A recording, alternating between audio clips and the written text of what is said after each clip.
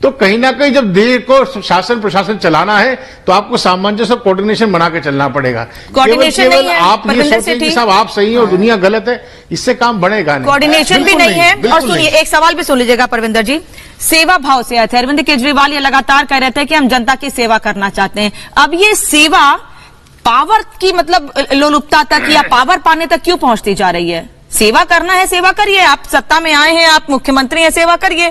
BJP यही सवाल पूछ रही है। इसका जवाब भी दूंगा। पहले मैं शिवम छाबड़ा जी की बात का जवाब देता हूं। 45 करोड़ के शीशमहल पे जवाब नहीं देना है, तो ये सब पे डाइवर्ट कर रहे हैं। मैं शिवम छाबड़ा जी की बात का जवाब देता हूं। वो बिल्कुल ठीक कह रहे हैं कि मदन लाल खुराना जी की सरकार थी या शीला दीक्षित जी की सरकार थी, तो वो समय कुछ और था। उस समय के अंदर अगर हम किसी और पार्टी में हमारे वैचारिक मतभेद थे, लेकिन एक दूसरे के लिए सम्मान बहुत था। इतनी अराजक सरकार तो आज तक कोई आई नहीं जिसने किसी विपक्षी जो सरकार है अगर वो चुनाव में हार जाती है तो वो उसको काम नहीं करने देती, उसको दूसरी तरह से चाहे सीबीआई ईडी के द्वारा तंग करती है या अपने चीफ सेक्रेटरी के द्वारा काम नहीं करने देना चाहती।